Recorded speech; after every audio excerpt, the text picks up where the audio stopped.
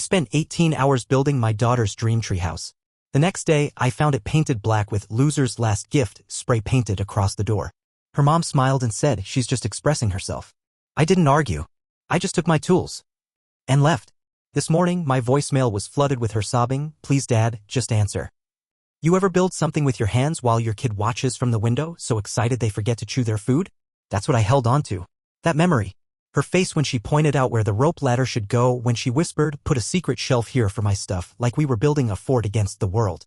I started hammering nails at 6 a.m. on a Saturday. Didn't stop until after midnight. Splinters in my palms. My back screaming. But I smiled the whole time. Because she was mine. Because after the divorce, I got her 2 weekends a month and I'd spent the last 7 building that treehouse in my head. Something permanent. Something that said, "I love you. I see you. I'm still here."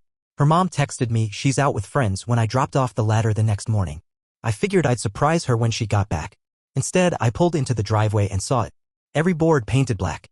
My hand-carved welcome sign cracked and tossed in the yard. And across the door, in dripping red spray paint, "Loser's Last Gift."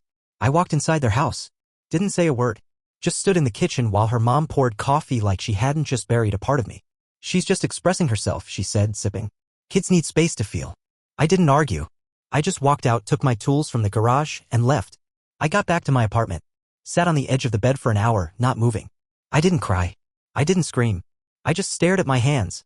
The same hands that built her crib, painted her first bedroom, held her when she broke her arm at 7. She didn't call. Not that day. Not the next. Then this morning, my phone vibrated like it had been possessed. 19 missed calls. 14 voicemails. All from her. Just saying, "Please, Dad. Just answer. Please." I didn't mean it like that. And now? Now I need to tell you the truth. Because the treehouse wasn't the beginning. It was the last straw. It started 6 months after the divorce. Her mom, let's call her Sarah, started dating again. No big deal. I expected it. I was even happy for her at first. But then came him.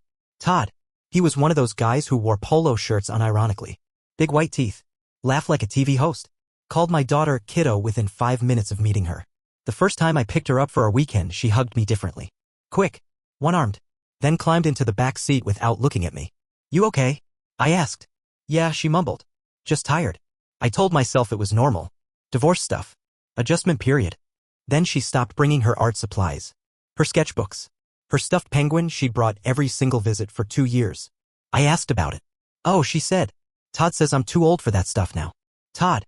Over the next few months, he started showing up in her stories more and more. "Todd says you shouldn't let me eat junk food. Todd says Minecraft rots your brain. Todd says crying's for babies." Todd had opinions on everything. And Sarah? She parroted him. Word for word. Like he was some kind of emotional translator for our kid. I brought it up politely during a drop-off. "I think she's picking up on a lot of pressure at home. Maybe ease up on the discipline while she adjusts." Sarah blinked at me. "She's becoming a young lady. It's time she stopped acting like a child." She was 8. I started noticing bruises. Small ones. Nothing alarming. A scrape here. A weird mark there. I asked gently. She said she fell. Or bumped into something. I didn't push. But I documented. Dated photos. Notes. Then came the drawings. She left one in the back seat. It showed 3 stick figures. One tall, one medium, one tiny. The tiny one had a red X through it. The tall one had a speech bubble that read, "Go to your loser, Dad." I asked her about it. She stared at the floor and said, "Todd says I should stop pretending you're a real dad." That's when I started the paperwork. I filed for partial custody reevaluation. Sarah retaliated fast. Suddenly, I was unstable. She told the court I had anger issues.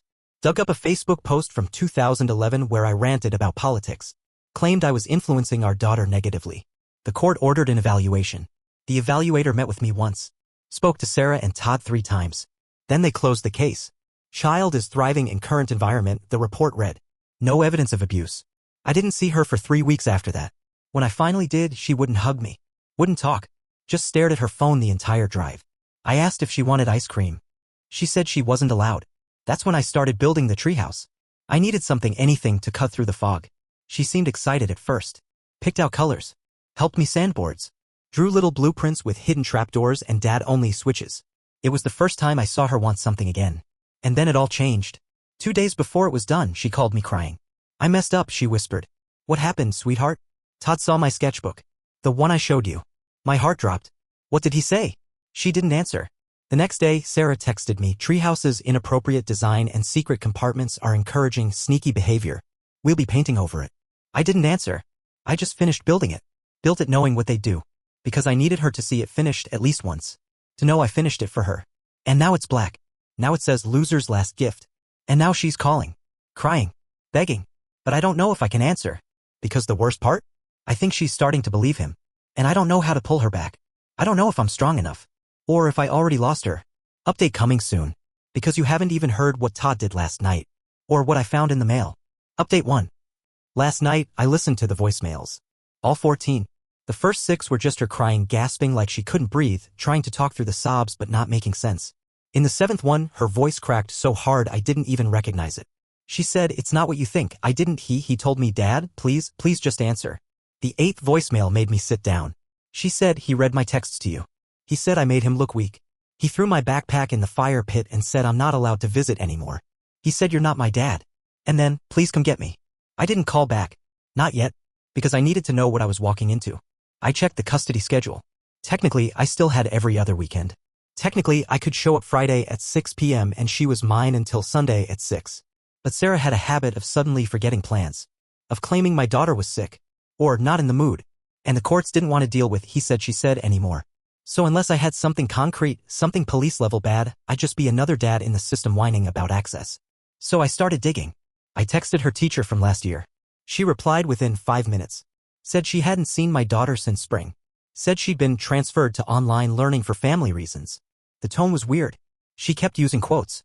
When I asked if that was Sarah's choice or the school's, she stopped responding. I called my lawyer. He didn't answer. Left a message, flagged it urgent.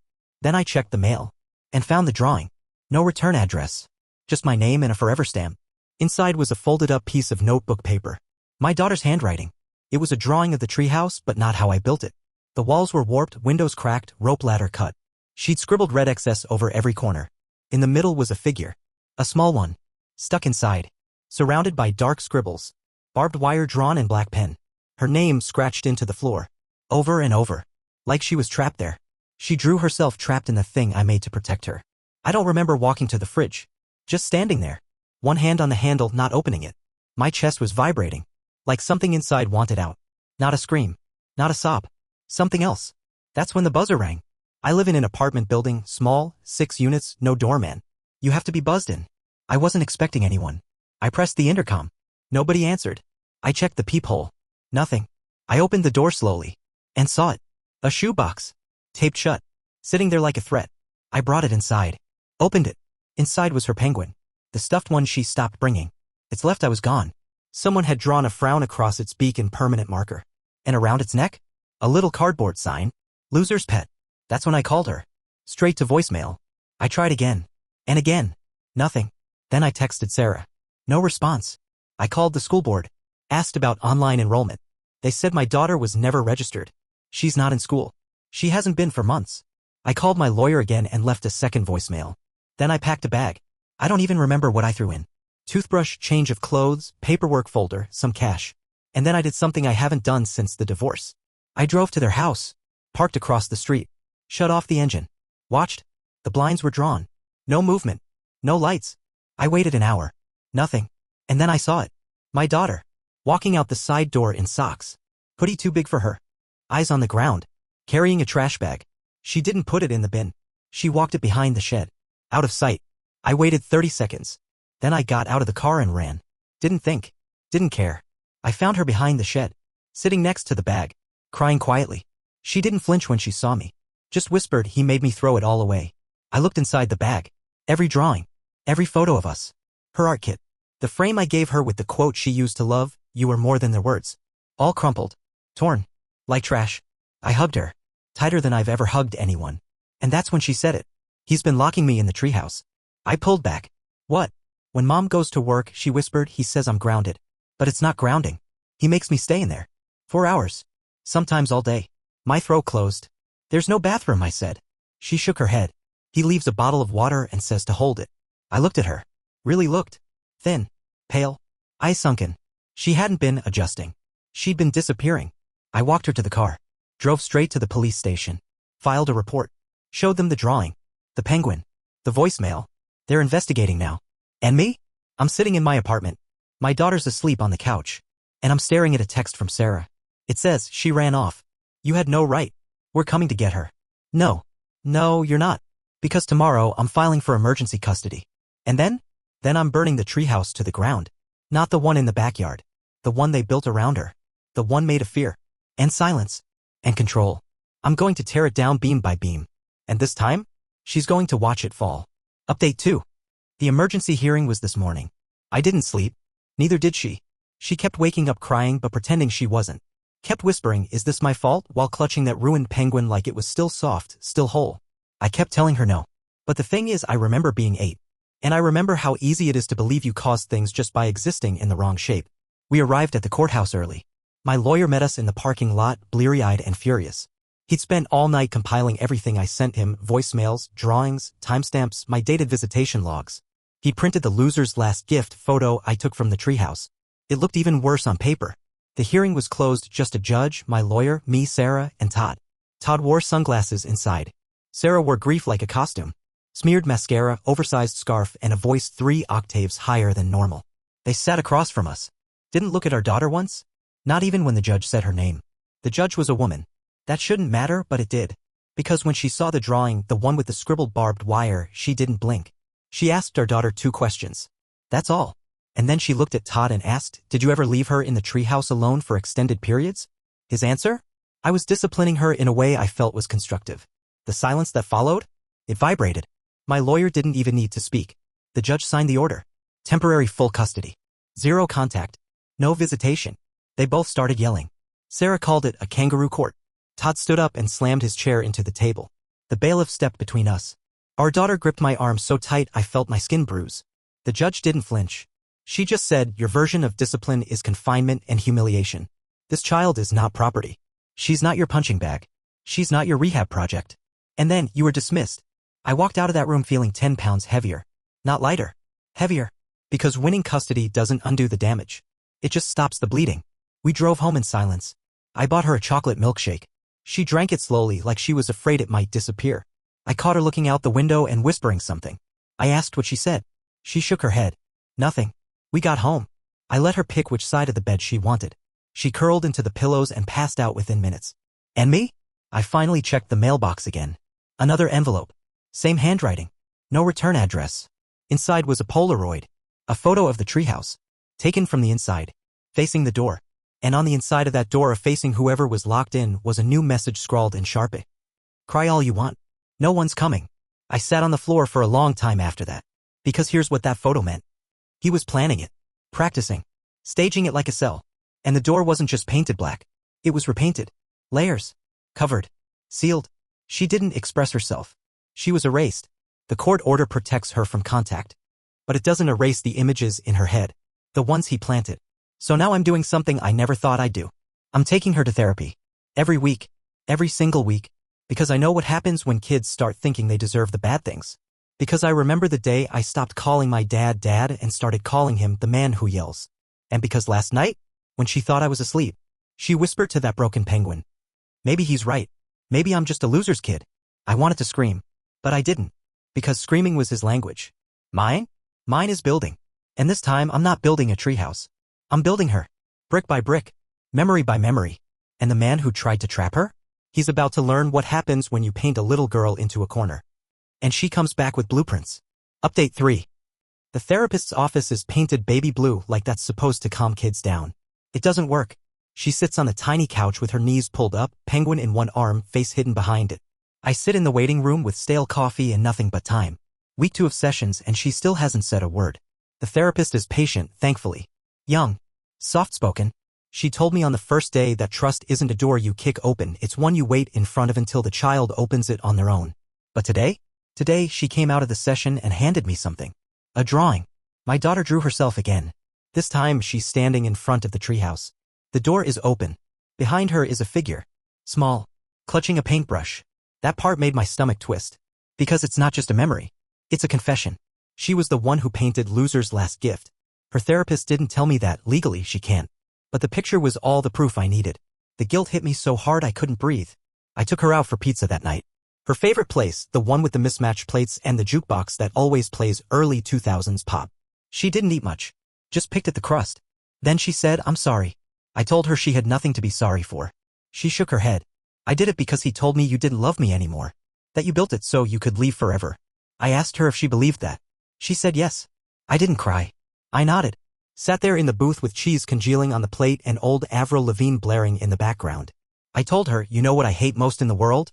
She didn't look up. I said, when people lie to kids so good they start believing the lies on their own. She finally met my eyes. And I said, but you're smarter than he is. That's why he worked so hard to confuse you. She didn't say anything back, but she reached across the table and took my hand. That was 3 days ago. Since then things have been still. Not calm. Just still. Like the air before a storm hits. Then today I got an email. Not from Sarah. From a lawyer. Her lawyer. The subject line was, request for mediation and reinstatement of visitation rights.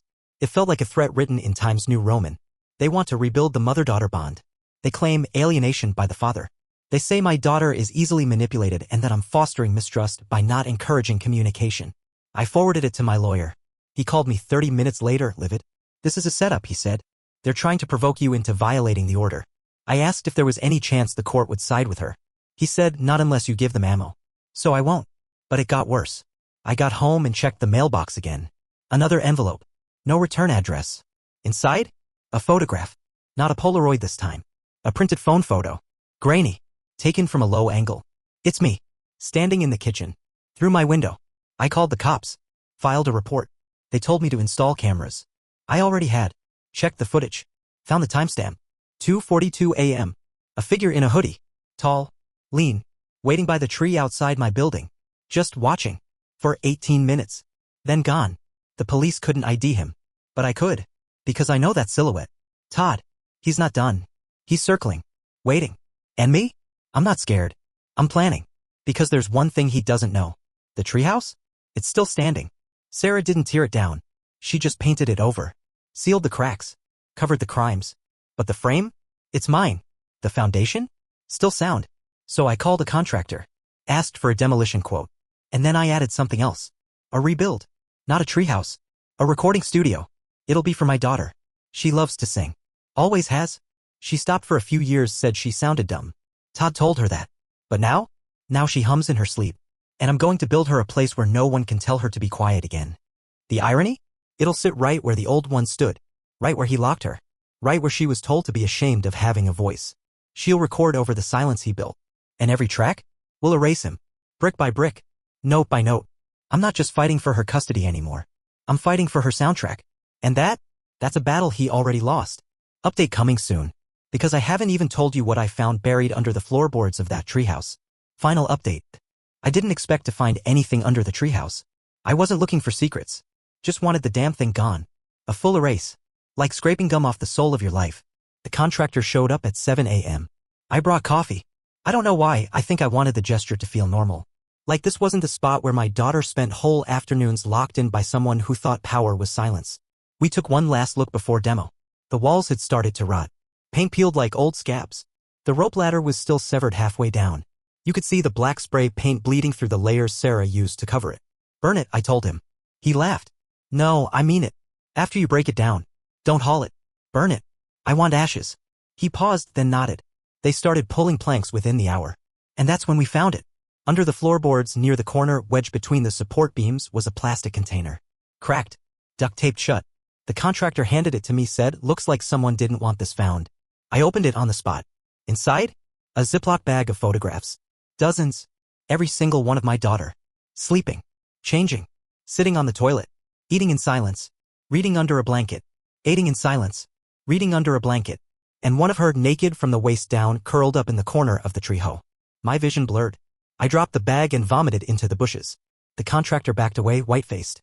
I don't remember driving to the police station.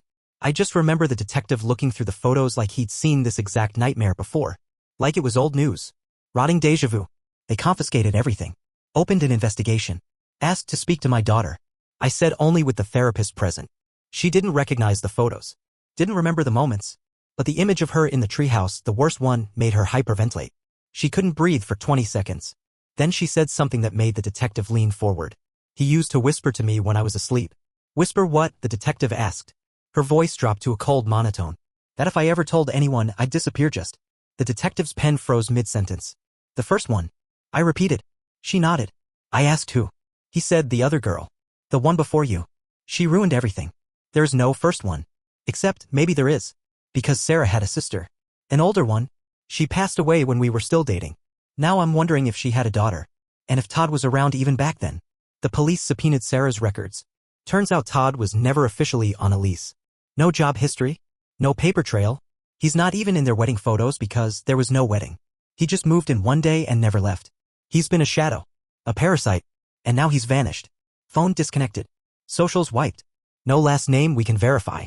No workplace. Just gone. The house is under police surveillance now. Sarah was taken in for questioning. Claimed she didn't know. That she trusted him.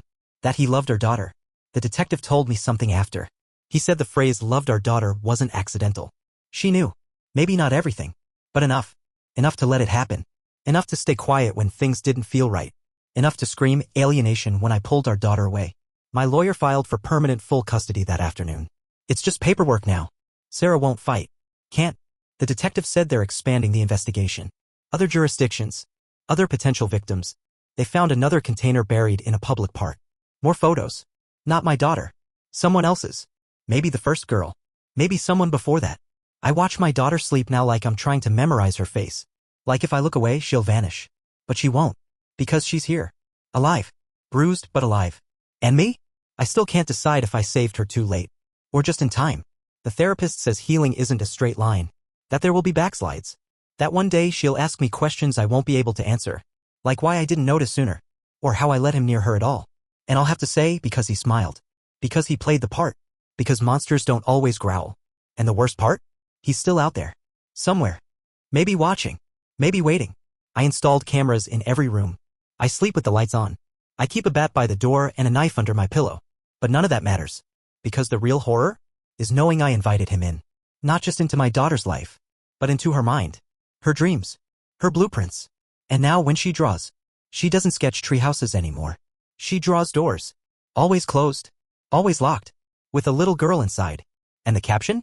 Always the same. Please let me out. Sometimes I wonder if it's still her in the drawing. Or if it's the first one. Or the next. Or all of them. Because monsters leave echoes. And sometimes, the scream never stops.